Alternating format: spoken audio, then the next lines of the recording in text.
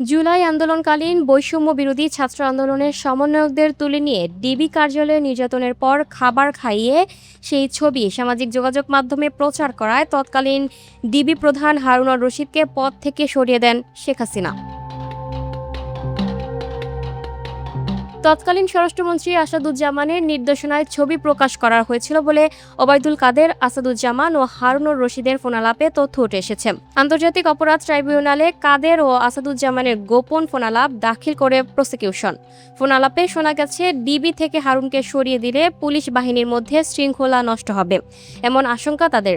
আবার কাদের ও হারুনের কথোপকথনে শোনা যায়, স্বরাষ্ট্রমন্ত্রীর নির্দেশেই সমন্বয়কদের খাওয়ানোর ছবি সামাজিক যোগাযোগ মাধ্যমে ছড়িয়ে দেন হারুন, যাতে বিরক্ত হন তৎকালীন প্রধানমন্ত্রী শেখ হাসিনা।